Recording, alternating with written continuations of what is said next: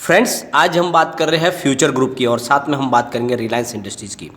Future group से निकल कर आई है 2-3 बड़ी अपडेट, जिनको एक एक करके हम डिस्कस करेंगे और जानने की कोशिश करेंगे कि इन अपडेट का क्या पॉजिटिव या निगेटिव असर पड़ सकता है फ्यूचर ग्रुप पर। साथ में रिलायंस इंडस्ट्रीज़ की तरफ से भी एक बड़ी अपडेट है जिसको उसको हम डिस्कस करेंगे और फ्यूचर ग्रुप के शेयरों की क्या हाल है और कितनी बड़ी इनमें गिरावट हो सकती है और कब तक ये मामला पूरा सही से पटरी पे आ सकता है और कहां तक लोगों को इसमें राहत मिल सकती है। फ्रेंड्स, जैसे जैसे ये डील डिले हो रही है, लोगों को बहुत ज़्यादा टेंशन हो रही है। जिसने भी निवेश किया हुआ है फ्यूचर ग्रुप के शेयरों में, वो अपने आप को ठगा सा महसूस कर रहे हैं। उनको लग रहा है कि वो फंस चुके हैं। तो कहां तक उनकी राह आसान हो सकती है, आगे क्या संभावनाएं बन रही है, जानेंगे इस वीडियो के माध्यम से। लेकिन फ्रेंड, उससे पहले अगर आप पहली बार हमारे चैनल पे आए तो चैनल को सब्सक्राइब कर दीजिए, एक बेल आइकन दबा दीजिए ताकि जब भी नया वीडियो बने पहला नोटिफिकेशन आपको मिले। वीडियो पसंद आए तो लाइक शेयर जरूर कीजिए। चलो फ्रेंड, वीडियो स्टार्ट करते हैं। मैं हूं आपका दोस्त एसबी दवे और हमारे अपने चैनल ऑनलाइन कमाई में आपका बहुत बहुत स्वागत है।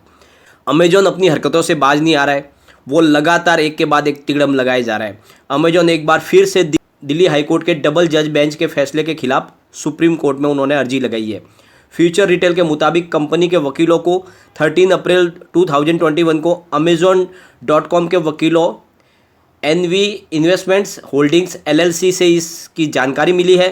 फ्यूचर ग्रुप ने कहा है कि आगे हम हमारे वकीलों के माध्यम से मुकदमे को हम लड़ेंगे और अपना पक्ष मजबूती के साथ सुप्रीम कोर्ट में रखेंगे।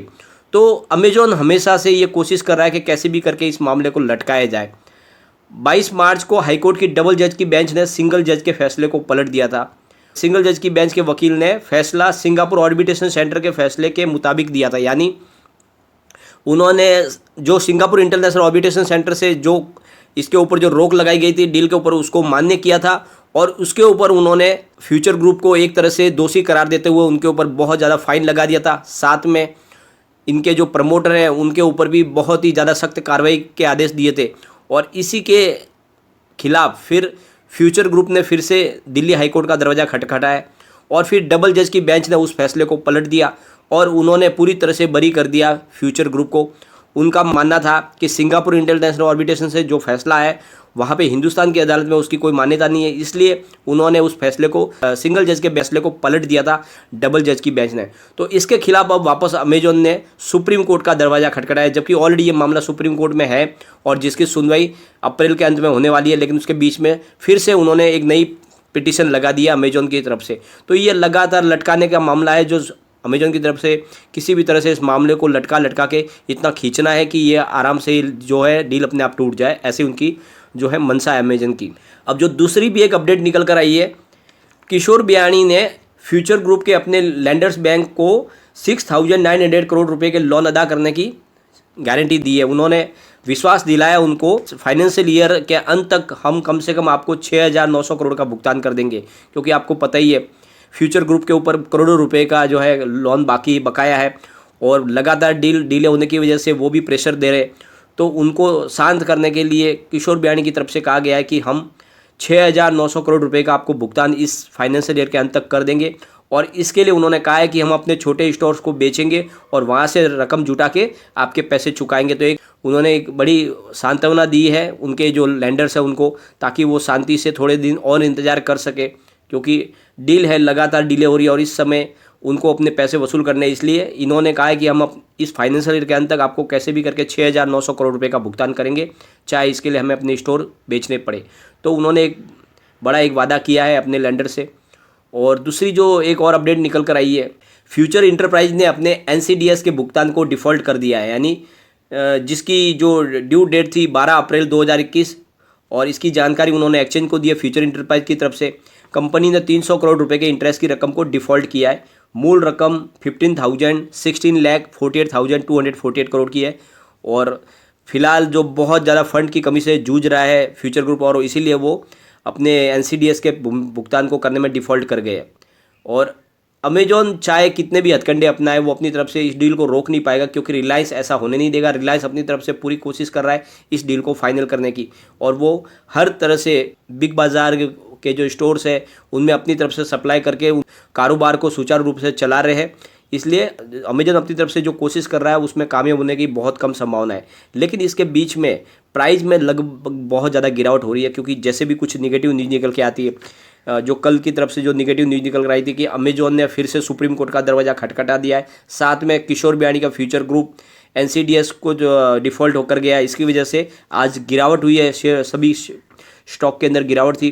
कारोबार को एक बार डिस्कस कर लेते हैं। तो फ्यूचर रिटेल में 46.50 पर ओपन हुआ, हाई बनाई थी 47.45 की, लो में चला गया 45.80 के और अंत में 46.35 पर करीब 2.93% डाउन पर क्लोजिंग आई है फ्यूचर रिटेल में। फ्यूचर लाइफ स्टाइल की बात कर लेते हैं। ओपन हुआ स्टॉक 55.05 पर, दिन भर की यही हाई थी, लो में चला गया 53 के और एंड में जो क्लोजिंग दी वो है 53.35 पर, करीब 4.13% डाउन पर। फ्यूचर कंज्यूमर की बात कर लेते हैं। स्टॉक ओपन हुआ 6.70 पर, हाई बनाई 6.90 की, लो में चला गया 6.60 के और एंड में जो क्लोजिंग दी वो है 6.75 पर, करीब 0.74% डाउन पर। फ्यूचर सप्लाई चेन की बात कर लेते हैं। स्टॉक ओपन हुआ 77.80 पर, यह दिन भर की हाई थी, लो में चला गया 74 के और अंत में 74 पर, यानी 5% लोअर सर्किट पर क्लोज आया है। फ्यूचर इंटरप्राइज की बात कर लेते हैं। स्टॉक ओपन हुआ 9 पर, हाई बनाई 9.40 की, लो में चला गया 8.90 के और अंत में 9 पर 1.10% डाउन पर क्लोजिंग आई। तो सारे शेयरों में गिरावट है और इसके पीछे वजह है लगातार आने वाली नेगेटिव न्यूज़, और इस वजह से जो इसके इन्वेस्टर है जिन्होंने इसमें निवेश किया हुआ, छोटे शेयर होल्डर है, वो बहुत ज़्यादा परेशान और उनको समझ में नहीं आ रहा है कि क्या करें। लेकिन फ्रेंड्स, थोड़ी सी आपको हिम्मत रखनी होगी। मामला अब सुप्रीम कोर्ट में चला गया है, तो सुप्रीम कोर्ट से ऊपर कोई अदालत है नहीं, जो भी फैसला होगा सुप्रीम कोर्ट से हो जाएगा और अभी इसके अप्रैल के अंत में इसकी सुनवाई होगी, तो बहुत जल्द इसका रिजल्ट आने की संभावना है और रिजल्ट डील के फेवर में आएगा, ऐसी हमारी पूरी अपेक्षा है। इसलिए आपको ज़्यादा घबराने की जरूरत नहीं है और जैसे ही डील फाइनल हो जाएगी तो प्राइस में ऑटोमेटिकली बढ़ोतरी हो जाएगी, तो जो लॉस हुआ है वो कवर होने की पूरी संभावना बन रही है और हो सकता है अच्छा खासा प्रॉफिट भी मिले, इससे कि हम ऐसी ही आशा रख रहे हैं। अब हम चलेंगे रिलायंस इंडस्ट्रीज़ की तरफ। रिलायंस इंडस्ट्रीज़ का स्टॉक आज 1926 पर ओपन हुआ, हाई बनाई 1961 की, लो में चला गया 1913 के और अंत में 1943 पर, करीब 0.58% अप पर क्लोजिंग दी है। अगर इसके परफॉर्मेंस की बात करें तो 17.96% दूर है अपने 52 वीक से और पिछले एक महीने में इसमें 7.81% की गिरावट दर्ज की गई है और निफ्टी में इस दौरान 2.33% की गिरावट हुई है। तो काफ़ी गिरावट इस महीने में हुआ क्योंकि पीछे बाजार में भी काफ़ी करेक्शन आया था और इस वजह से इसकी प्राइस में गिरावट हुई, लेकिन आगे इसमें संभावना पॉजिटिव बन रही है और यहाँ से निवेश किया जा सकता है क्योंकि 2000 के नीचे बहुत ही ज़्यादा फेयर वैल्यू है रिलायंस की और जब भी इसकी प्राइस 2000 के नीचे आपको ये खरीदारी के लिए मिले तो इसमें आपको खरीद लेना चाहिए। आने वाले समय में आपको अच्छा खासा रिटर्न देगा क्योंकि कारोबार रिलायंस का लगातार बढ़ रहा है। और अब रिलायंस की तरफ से एक बहुत ही पॉजिटिव अपडेट निकल कर है, उसको भी डिस्कस कर लेते हैं। रिलायंस इंडस्ट्रीज ने देश के प्रति अपनी सेवा भावना को दिखाते हुए 100 टन ऑक्सीजन महाराष्ट्र सरकार को सप्लाई की है, जो बिल्कुल मुफ्त है, फ्री ऑफ कॉस्ट है और इस समय लोगों की जान बचाने के लिए सबसे ज़्यादा जरूरी है ऑक्सीजन, क्योंकि जिस तरह से कोरोना के पेशेंट बढ़ रहे हैं, ऑक्सीजन की भारी मात्रा में कमी हो चुकी है और ऑक्सीजन की कमी की वजह से काफ़ी लोगों की मौत हो रही है और इस समय एक नाजुक घड़ी में उन्होंने एक बहुत अच्छा निर्णय लिया है। रिलायंस कम मात्रा में अपनी रिफाइनरी में ऑक्सीजन का निर्माण करती है और उन्होंने अपनी तरफ से एक बड़ा निर्णय लिया और 100 टन ऑक्सीजन की सप्लाई महाराष्ट्र सरकार को की है। तो बहुत ज़्यादा एक काबिल तारीफ़ काम किया है उन्होंने और इसके लिए जितनी प्रशंसा की जाए रिलायंस की कम है, क्योंकि रिलायंस ने इस मुसीबत की घड़ी में जब लोगों को ऑक्सीजन की काफ़ी ज़रूरत है, एक बड़ा स्टेप उठाया गया उनकी तरफ से, जिसके लिए हमें रिलायंस का धन्यवाद करना चाहिए। और ऐसे ही बहुत सारे जो घराने हैं बड़े, उनको सामने आना चाहिए और इस समय जब तकलीफ में है देश, तो इस समय ऑक्सीजन की सप्लाई के लिए बहुत ज़्यादा ज़रूरी है, क्योंकि जितने लोगों की डेथ हो रही है वो ऑक्सीजन की कमी की वजह से हो रही है और काफ़ी जगह पे हॉस्पिटल में बेड नहीं मिल पा रहे। तो बहुत ज़्यादा ज़रूरत है, जो बड़े बिजनेस घराने हैं उन्हीं को इस समय देश के लिए आगे आना होगा। तो एक बड़ा निर्णय लिया गया रिलायंस की तरफ से। और फ्रेंड्स, सबसे बड़ी बात, अब ये बहुत जल्द डील पूरी हो सकती है क्योंकि अप्रैल करीब आधा खत्म होने को आया है और आधा अप्रैल बचा है, तो 15 से 20 दिन हमें इंतजार करना होगा और जल्द इसमें फैसला आ सकता है। तब तक के लिए जो भी नई अपडेट आएगी आपके साथ जरूर शेयर करूंगा। लेकिन फ्रेंड, कोई भी इन्वेस्टमेंट करने से पहले अपने फाइनेंशियल एडवाइजर से एक बार एडवाइस ले ले या अपना खुद का रिसर्च करें, क्योंकि मैंने वीडियो आपके एजुकेशन पर्पज के लिए ही बनाया है। वीडियो पसंद आए तो लाइक शेयर जरूर कीजिए और चैनल को सब्सक्राइब कर दीजिए। Thank you friend.